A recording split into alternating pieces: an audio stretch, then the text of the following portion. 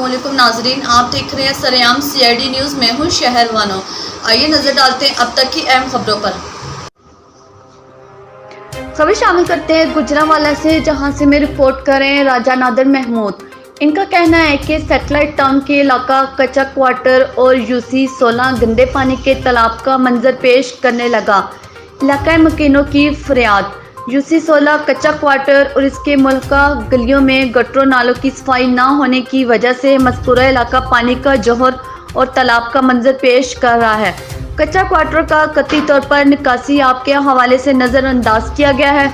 जब बारिश होती है तो गंदा पानी लोगों के घरों में भी दाखिल हो जाता है और इसके मुल्का गलियों में नाकिस आबी निकास के बाइस गटरों नालियों की सफाई न होने की वजह से मज़कूरा इलाका गंदे पानी के जौहर और गलासत के ढेर नज़र आ रहे हैं। इस इलाके को कतई तौर पर निकासी आब के हवाले से नज़रअंदाज किया गया है। जब बारिश होती है तो गटरों का गंदा पानी लोगों के घरों में भी दाखिल हो जाता है, जिससे इलाका मकीन बेहद परेशान है। इन तालाब नुमा गलियों में से गुजरना इलाका मकीनों के लिए किसी अजाब से कम नहीं है।